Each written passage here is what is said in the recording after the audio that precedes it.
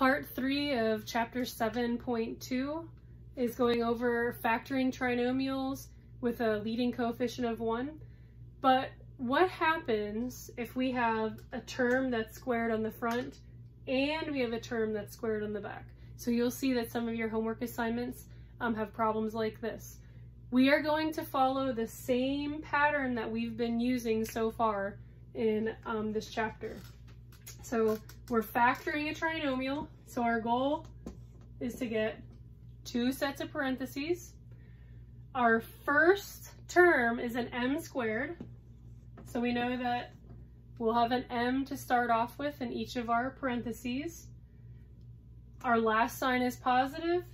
Jump back to my first sign to see that both the signs in here will be positive.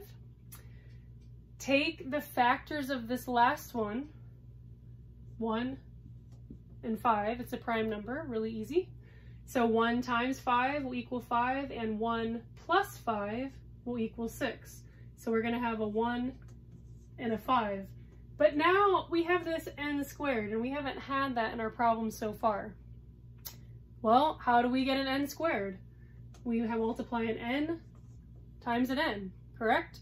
So we're just going to have a variable squared on the front and a variable squared on the back, which means we'll have one variable at the front of each set of parentheses and one variable at the back of each set of parentheses. So if this is a 1, we can kind of take that away. That leading coefficient of 1 is not necessary to write. So m plus n times m plus 5n. So let's look at our second problem here. So we know we're factoring. Go ahead and get my 2 sets of parentheses. My leading term is a p squared, so I know I'm going to have a p. My sign is positive.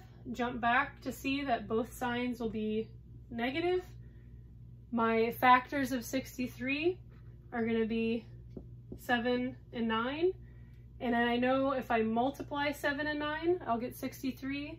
And if I subtract a negative 7 and then minus 9, that'll give me a negative 16. So 7 and 9. And again, we have this last variable squared that's on the end. So how do we work that? Again, to get a q squared, we have to have a q times a q.